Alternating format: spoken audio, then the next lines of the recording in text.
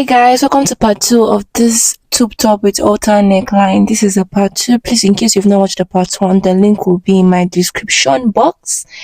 And let's just get straight to part 2. Hey guys, my name is Fatima Aisuf, and on this platform I share sewing tutorials.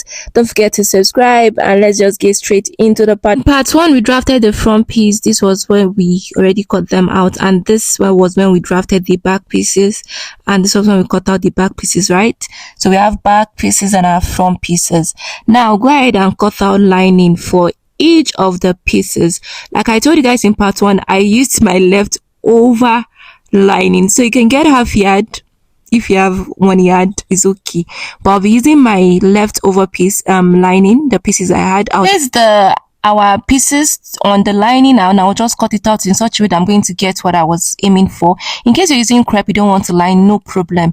Even if you're using Ankara fabric like mine and you don't want to line, it's no problem, but I wanted to, that's why I'm lining it. And since Ankara fabric, I feel like it's actually best to line it, right? So I'll just go ahead and cut out my piece, and after that I'm done here. This is how they look like, right? So now the next thing to do is I'm going to work on the front piece. Anything I'm doing on the front piece, I'm also doing for the back pieces, right? So this is my Ankara fabric. Open it up, then you pick your side pieces. The one that is meant for left, you place it. The one that's meant for right, you place it. Make sure the right face is facing you so that you can be sure. You understand? Then I'm going to join them together using 0.5 inch. So now this are my pieces, right? I know where my left, my right is, and I'll just take the side over to the middle piece like this, and I'm going to stitch them together using 0.5 inch in this manner. I'll do same thing for that. I did same thing for the lining also, and also for the back pieces, but the back pieces will be 2 because it's slitted. I've done that, right? I'll just notch the stitches, making sure that I don't get to touch my stitch that I made, that I ran through those sides, right? After doing that, I'll take it to my iron, and I'm going to open up my stitches, and I'm going to use my iron to, it's a good iron press. So you open it. I've done that here, as you can see.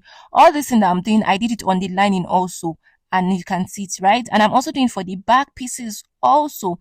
Now I'm going to stitch the lining to my Ankara fabric, right face facing right face, using 0.5 inch also. You stitch the upper part, the sides, and the down part, but around the side I'll be leaving some inches on stitch that I'm going to use to turn over my fabric. I'm done stitching here, right? And at the side I left some pieces on stitch, some inches on stitch, as you can see. I'll use that to turn out my fabric. I'm doing this also for the back pieces also, but the back pieces are 2 because it's slitted into 2. So turning, I'm going to go ahead and give it a good iron press, so you see your back piece and your front pieces are ready. I'll go ahead and join my back pieces together. I'm going to add my zipper, right? That shouldn't be a problem for you guys.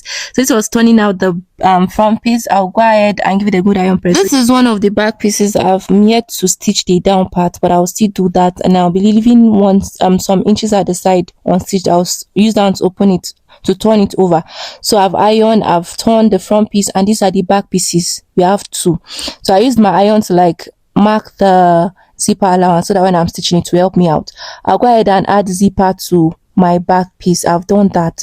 So this is my front piece. I'm going to measure how long I want my strap or my rope to be. Actually, I will have done this as rope instead of covering everywhere, but no problem.